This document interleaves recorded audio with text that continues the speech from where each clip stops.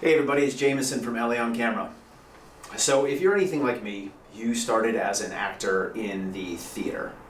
I graduated with a theater degree, moved out a couple of years later to Los Angeles, and thought I would transition seamlessly from theater straight into film and television. And it was a very rude awakening. But there is a huge difference between working in theater and working in film and television. So that's what we're going to talk about today. The differences between theater and film and television. They are myriad. Ready? Here we go. So the most obvious difference between theater and film and television is the distance to the audience. For those of you who trained in theater, you know that we are supposed to play to the back of the house. Now the back of the house might be 25 feet away, the back of the house might be 25 yards away. But we have to make sure that we emote, that we physicalize, that we project, that we enunciate all the way there, to make sure that everybody in the theater gets the performance, gets the show. But you only sit 6 to 8 feet from your television. How often are you 6 to 8 feet from an actor on stage? If you're streaming, say you're watching something in your iPad, your screen is here. You're not even extending your arm fully. You're 12 inches, maybe 16 inches at most from the screen. You're never 12 to 16 inches away from a performer in theater. How much do you have to emote? How much do you have to enunciate? How much do you have to physicalize when the audience is nose to nose with you? Then on top of that, you see the entirety of the stage in theater. You see the wings, you see the other actors, you see the house, you see everything. In film and television, we can get closer and closer and closer and closer until now, especially in streaming services, HBO, Netflix, Amazon, you'll see shots this tight.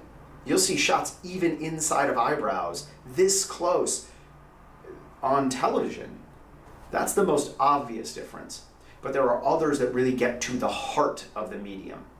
And the first one is the stage directions. In theater, the stage directions are written by the stage manager, and they are basically a document of the very first production.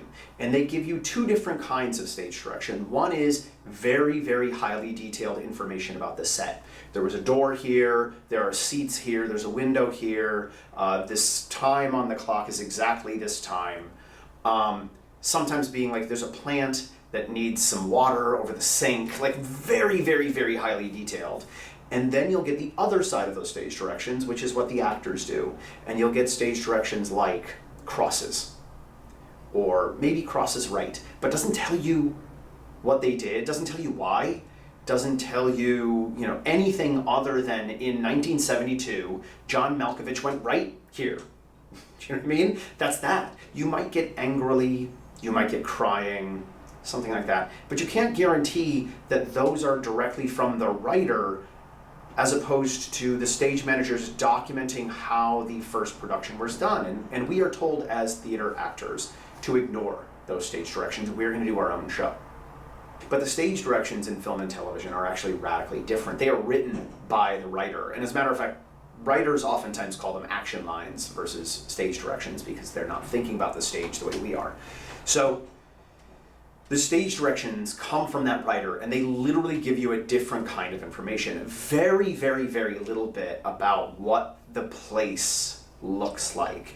Oftentimes, you'll get just like a broad brush strokes of what this place looks like. And that's about all we'll get. Do you know what I mean? Just the basics of what this place looks like. Let your imagination do the work. But then we get stage directions about what the actors do that is entirely different. And this is where the rubber meets the road, because the writer gives you these stage directions that tells you what the actor thinks, what the actor feels, and what the actor does. This is the real hard information inside of a scene. As we all know, dialogue can be interpreted a million different ways, and lies exist.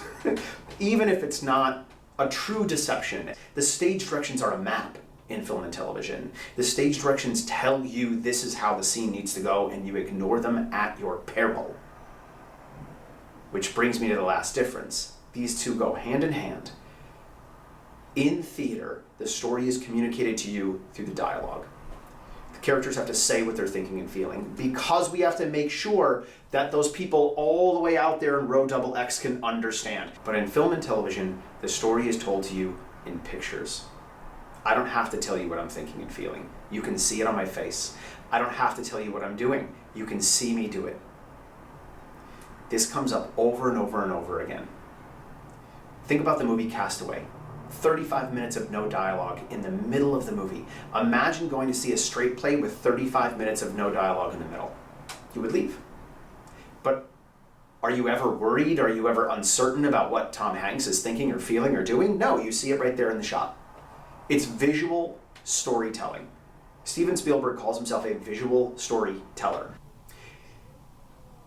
Here is what I want you to keep in mind. When it comes to film and television, you are the story. It's what you think, it's what you feel, it's what you do.